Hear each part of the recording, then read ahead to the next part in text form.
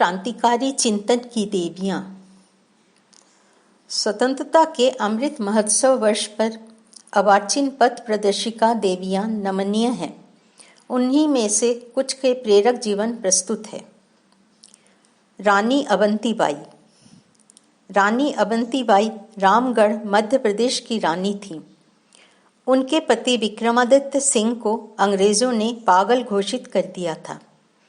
रानी के पति की मृत्यु के पश्चात अंग्रेजों ने उनके पुत्र अमान सिंह और शेर सिंह को नाबालिग होने के कारण गद्दी का उत्तराधिकारी नहीं माना और रियासत को कोर्ट ऑफ वर्ड्स घोषित करके वहां अपना प्रशासक नियुक्त कर दिया।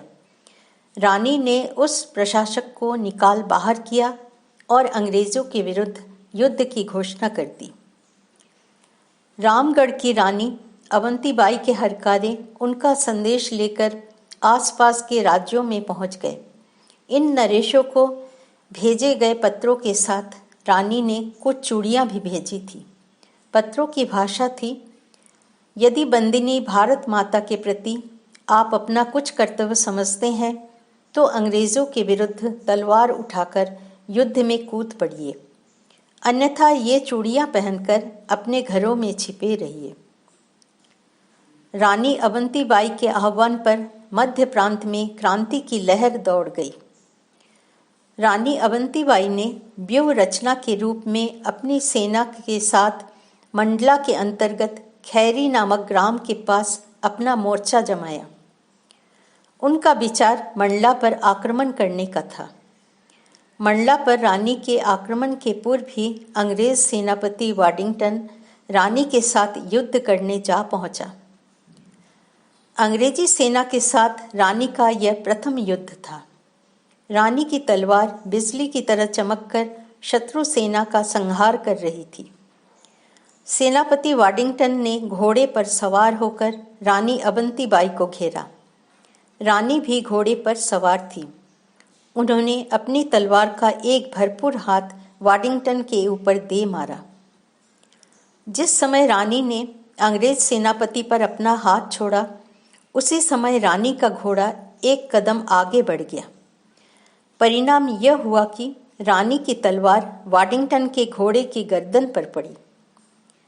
रानी का वार इतना जोरदार था कि वाडिंगटन के घोड़े की गर्दन कटकर जमीन पर जा गिरी।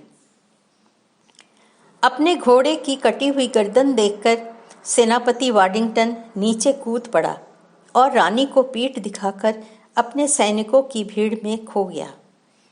रानी की तलवार ने कई सैनिकों को मौत की नींद सुला दिया।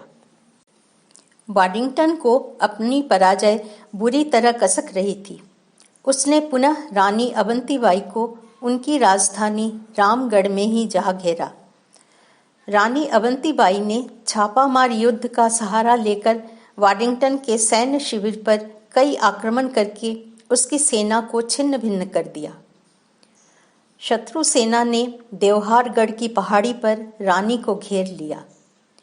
रानी भी अपनी तलवार को बिजली की भांति चमकाकर शत्रु सैनिकों को काट काट कर बिछाती रही। उनके सैनिकों की संख्या बहुत कम रह गई थी। उनके साथ उनका एक विश्वासपात्र साथी उमराव सिंह था।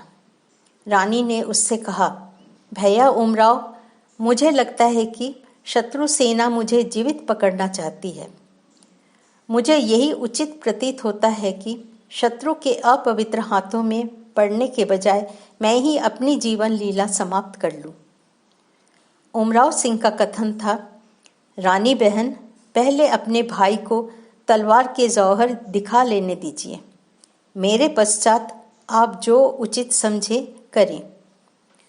शत्रु सेना को काटते काटते वो काफी आगे बढ़ चुका था और दूसरी ओर रानी अकेले रह गई थी। जब रानी ने यह समझ लिया कि वो शत्रु के हाथों में पड़ने ही वाली है, तो वो घोड़े से नीचे कूद पड़ी और अपनी तलवार अपने पेट में घुसेड़ ली तथा मूर्छित होकर पड़ी रही। रानी को गिरा हुआ देखकर वाडिंगटन ने युद्ध बंद करने की घोषणा कर दी। रानी के पास पहुंचकर वो उन्हें होश में लाने का प्रयत्न करने लगा, कुछ देर के लिए जब रानी को होश आया तो वाडिंगटन ने उन्हें सलाम करते हुए उनके सहायकों के नाम पूछे। रानी ने इतना ही कहा, इस युद्ध के लिए मैं अकेली ही जिम्मेदार हूँ। इसके पश्चात उन्होंने हरि ओम का नाद किया और अपनी आंखें हमेशा के लिए बंद कर ली। 20 मार्च 1858 को एक वीरांगना अपने देश की आज़ादी के लिए अपना बलिदान दे गई। ऐसी वीरांगना को अनंत श्रद्धा के साथ नमन।